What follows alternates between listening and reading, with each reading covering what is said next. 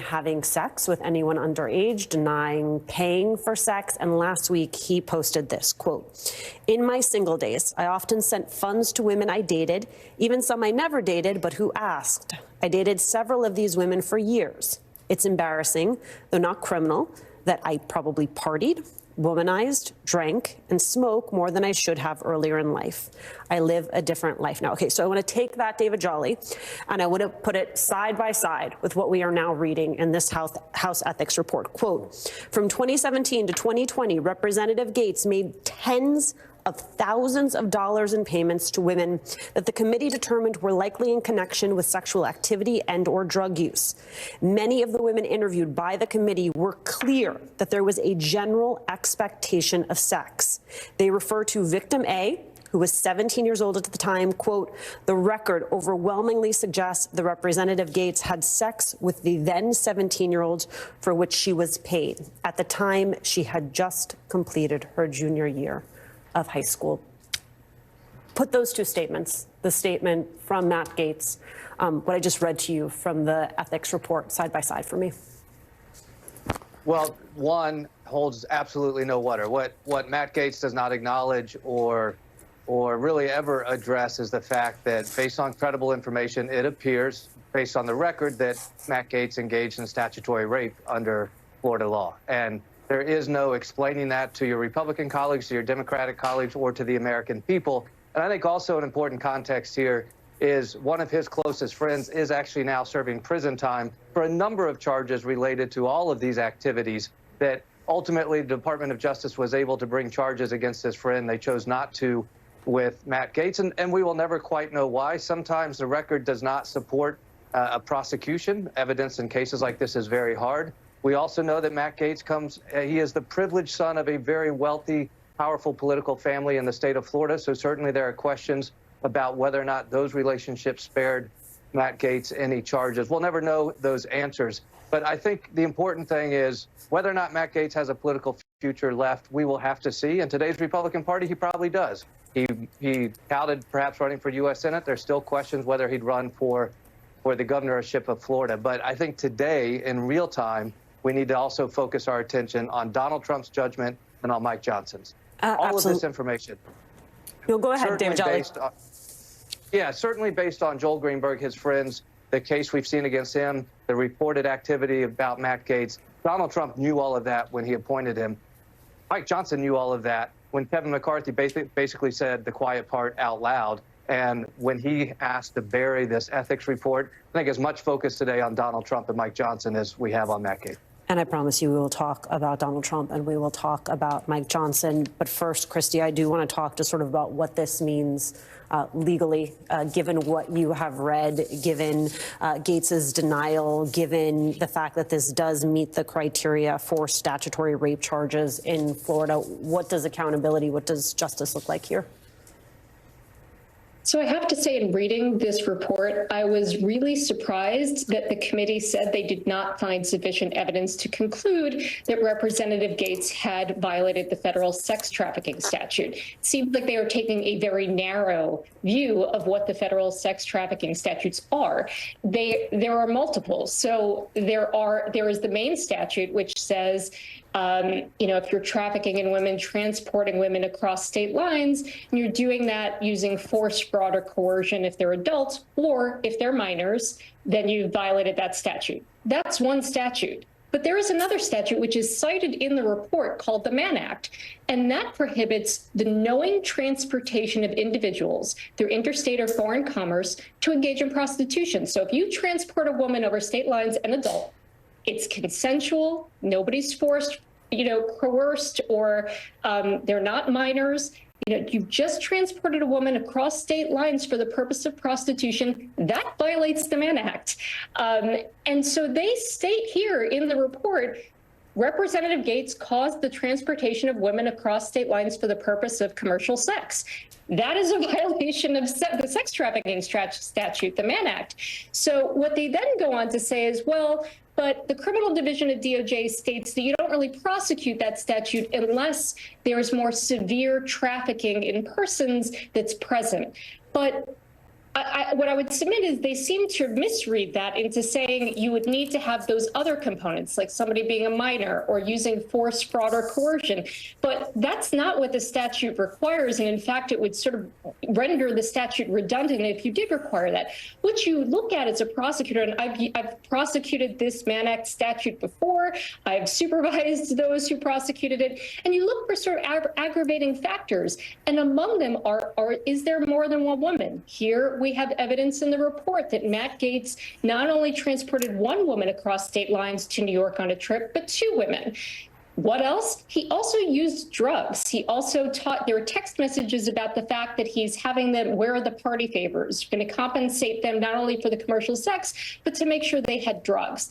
And there's later in the report, these women saying that the use of drugs impaired their ability to consent, which is something all prosecutors look at because that is a form of coercion. So when you have more than one woman being transported across state lines for the purpose of prostitution, and you have the presence of illegal drugs being used as well, those are the kinds of aggravating factors prosecutors look at in prosecuting the Mann Act. So I was a little surprised at the conclusion. That said, the people who are drafting this report are not prosecutors, which kind of brings me back to the question of why DOJ didn't prosecute the Mann Act to begin with. It seems like there is evidence out in this report that suggests that those charges could be supported by the evidence that the committee found. And Molly, just to stay on the women who were impacted here, I want to read you this part of the report. Well, the committee considered whether to establish an investigative subcommittee to consider sanctions against Representative Gaetz.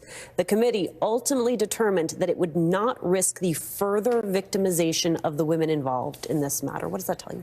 Well, some of these women were at the time teenagers, so they weren't women, they were children, right, by definition. Look, I mean, I think it's worth pulling back for a minute and realizing that the House Ethics Committee is not known for, it took a lot for them to do this. The last time we saw this was 2006. Yeah, this is not a regular thing. They are often, don't penalize members for things that are very ethically dicey. In fact, I think that a lot of times members on both the left and the right get a pass in ways they probably shouldn't. So the fact that they are making this big a deal out of this is noteworthy and important.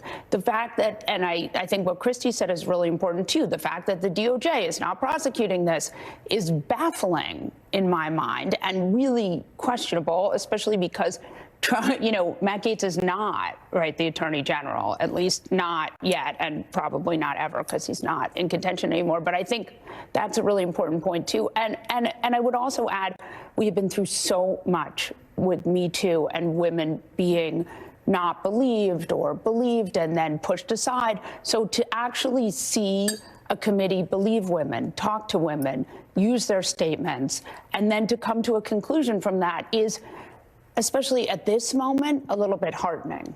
Let's bring into our conversation NBC News Capitol Hill correspondent Ryan Knowles. Ryan, understanding that there are not a lot of members left on Capitol Hill, your sense of what the response has been from both caucuses? Yeah, Alicia, I think that by and large, members of Congress wanted to see this report out there. And probably more Democrats than Republicans wanted to see it out there. But I do think there was even a sizable number of Republicans that thought the time was right for this information to get out there. If you've been on Capitol Hill over the past 5 years, we've lived in a constant state of rumors and accusations and this kind of cloud that's followed Matt Gaetz everywhere he's gone. And none of it really had the full evidence and weight behind it where you could point to and definitively say that he had done something wrong. This is far and away the most exhaustive report with the most detail that we've seen that really paints a picture of what his behavior was like during that period of time. It probably unto itself alone is not enough to convict him in a court of law. But as the report goes into great detail to point out, it certainly provides enough evidence to show that he was in violation of the standards and the rules of the House of Representatives. And it's important to point out that, yes, there were a number of Republicans that didn't think the report should come out. The chairman, Michael Guest, put out a statement saying that he believed that the report should not be put out.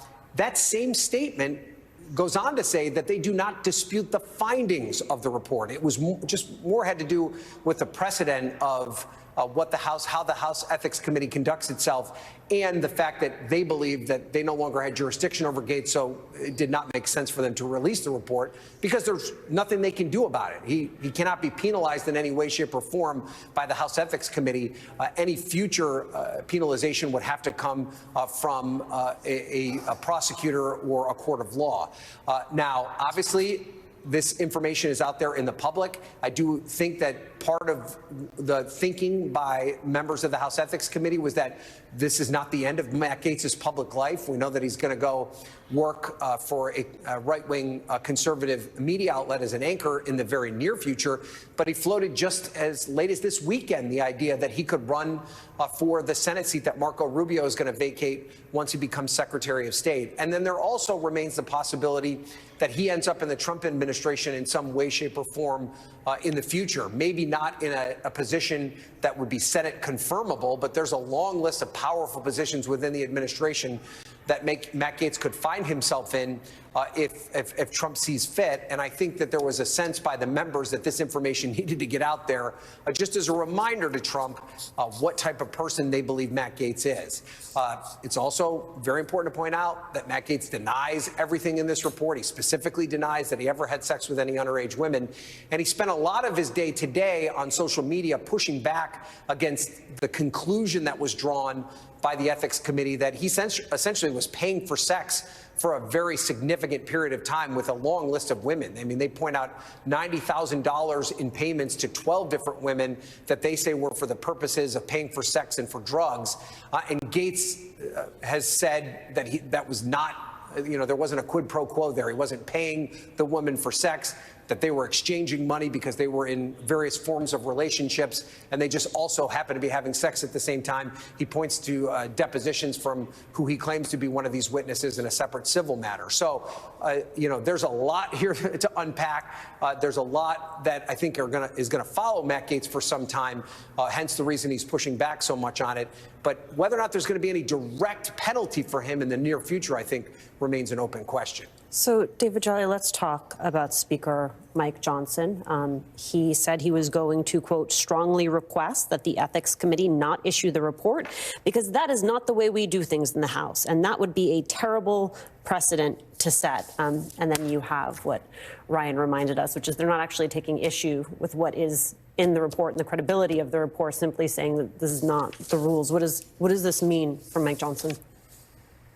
Yeah, so look, I've worked with the House in one capacity or another for 30 years, and I'm somewhat sympathetic to the norms and institutions of the House. But Mike Johnson got this one wrong. And what I would say about this is I think generally, given the story of Matt Gaetz, his current political standing, as the Ethics Committee said, that there is an overwhelming public interest in this case. And so that's fair for the Ethics Committee to acknowledge it. I think more importantly, though, if we stick within the norms and customs of the House, what the Ethics Committee had to do is defend the institution from the likes of Matt Gaetz, bad faith actors. And what I mean by that is it is clear that Matt Gaetz obstructed this process, frustrated this process, thinking that he could run out the clock and ultimately manipulate the Ethics Committee process. And it wasn't until the very end when he realized time was